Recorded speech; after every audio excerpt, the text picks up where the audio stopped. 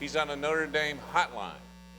And I think his history as a Notre Dame basketball player is one of the great centers in Notre Dame basketball history.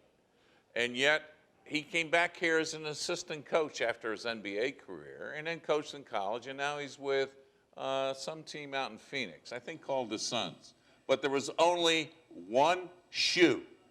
John Shumate from Elizabeth, New Jersey, and was a great high school player at Thomas Jefferson. The principal there was a guy named Abby West. See, Shu, I remember all this. So welcome to Notre Dame Day, Shu. 3 cheers. All right, excited. 3 cheers. Yeah, 3 cheers, yeah. There goes the laugh. I knew that laugh would come out in the first 10 seconds of the show. Hey, after listening to you for a few minutes, I got to start laughing, Coach. But let's get back to the reality of what happened. So when I get out here in 70, 71, my first year, it was going to be your sophomore year because freshmen didn't play back when. Right. Austin Carr, Sid Catlett, Collis Jones, that great team left, and yet it's your turn. But all of a sudden, that fall, you get very sick. You had a blood clot in your lower left leg. Then they couldn't get after the clot because you had a virus infection around your heart. So you're in intensive care for a while down at Memorial Hospital here in South Bend. Tell me and tell everybody about that trauma experience that you went through that whole year.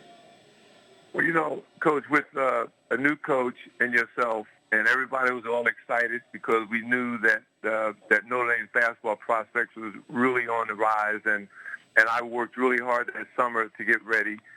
We went to a couple of camps, and when we're working out in preseason workouts, you know, I just kind of start getting a tightness in my lower calf, and you know, I paid no attention to it. I said, oh, I strained my calf muscle. And so, you know, after a few days, and the football season's going on, and then I called you, and then you had the doctor come. You brought the doctor over to my room, matter of fact, and came, and he looked, and he thought that maybe it was a pulled muscle as well. And so, but shorten the story a bit, when I was going to the infirmary, they were treating me, and actually the treatment from the trainers was worsening the problem because, as it turns out, I had an infection deep in the deep veins in my left leg, and it hardened because it sat around so long. And so the ultrasound was breaking it up and causing it to spread. So pieces of matter was flowing throughout my body.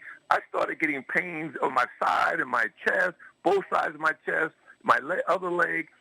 So as it turns out, I was put into the hospital in an intensive coronary care unit, and I was attached. They had electrodes attached to a monitor because they like you said, they couldn't treat the blood clots because I had the viral infection. And the doctors told my dad. He said, "Well, will he play basketball anymore?" And they told him, "We're not concerned about basketball. He's fighting for his life because it can go either way." And so I was there for a month. Yeah. And they said my basketball was over. And so I thought it was all over, and you know the rest after that. But then you got it done, Shu. And then you come back. The first year you play, we get to the NIT championship. Okay, fine. But the next year, we have to play UCLA, Bill Walton, John Wooden, the coach, and they have an 88-game winning streak and come in here, and we're down 11 with 3:22 to go, and I called timeout, and we make some adjustments. And then what happens, Shu? Well, you know, when Debo came and gave the scouting report the day before we were going to play, and I said, "What do you think about Walton?" And he said, "Shu, for the first time, I can tell you, I saw somebody that's better than you." And he looked me in my eyes, and I think he got what he wanted. And inside, when I walked away from him, but it got me ready. But we're down. We were all excited. We're down by about 11 points with 3 minutes ago. You called the timeout.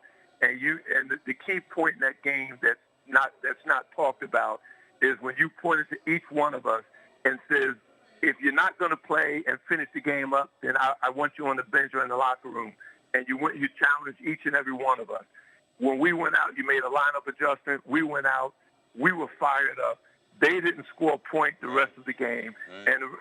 And we got it done. But it was a tremendous build up to the game, and obviously after the game, it was almost too much to endure because everything was overwhelming. The whole experience, the preparation that led up to it, etc. let's talk about Wednesday before, and we always get together with a team, and you were a co-captain, and Novak was a co-captain. I said, look, get 6 guys each and go down and organize how on Saturday you're going to practice cutting down the nets when we beat them. And you guys stand there looking at me, and then, of course, I yelled to you in French, like I did use a lot of French words when I talked with about 3 minutes and 22 seconds ago. But you go down and you organize how you're going to practice cutting down the nets. And Tommy Hansen, who was a baseball player, walk-on, he started. I said, no, don't cut it. We need it for Saturday. That was the moment that I remember Brokaw said, we always knew you had confidence we were going to win this game. And cutting down the nets, that had to be some experience when we prepped for that 3 days before. Well, it was a struggle for us because I'm looking at Dwight Clay and the guys, and I said, he's going to jinx us. We haven't even won the game, and he's telling us to cut the freaking nets down. And everybody, we didn't want to cut let's the get to practice. this. How about all of a sudden we scored 12 straight points? We got to hold them scoreless. The last about 12 seconds of the game, they get the ball out of bounds, and they're going to run a play to Bill Walton. And as we look at this play, when you get that last rebound and throw it in the air, and when we roll the tape to show you this play all over again, it should be flashback memories because Walton gets the ball out of bounds. He gets it, and he turns, and you're right in his face, and you almost block it. Then he misses it. Turkovich gets a tip. I think David Myers get a tip. And then all of a sudden it's a loose ball. You pick it up and throw it up in the air as the gun goes off, and the game is over. Tell me about that last rebound. Well, you know, Coach, it was it's basically everybody every man for himself. And I just happened to be lucky enough because man for man, I could not out-rebound Bill Walton. If there were 15 rebounds, I might get one if it was he and I going. But, you know, it's the luck of the Irish, and they were with us. And so I was able to grab the ball. And I went down. The crowd knocked me down. They were on top of me. My nose was flat down. I didn't get a chance to cut the net down. You can't. You said, where's Shoe? They're giving them smelling sauce in the locker room. That's it. It was like the old Red Fox, Elizabeth. I'm having a big one. I'm having a big one. Hey, but Shoe, seriously, you go on from here. You coach at SMU. You coached in college. You're an assistant for us. And now you're with the NBA. You're out there in Phoenix. And your life has been, to me, all about not just coaching, but your family and everybody else. And I just want to say, you were the guy. I mean, we had a great moment in that history of that game. But to see you come back from near death to knock off the #1 team, and then we became #1, which was our mission all the time. I just want to thank you for being part of this show with Notre Dame Day, and I wish you well, and we'll stay in touch and make sure, as you well know, every January 19th, going back to 1974, we always call each other, you, Brokaw, Clay, Dice, Martin, and remind each other of the history of that moment, and that was a great Notre Dame moment. So, Shoe, thanks for being with us, and we'll stay in touch, okay, brother? Thank you, Coach. Love you, Coach. Love you too, Shoe.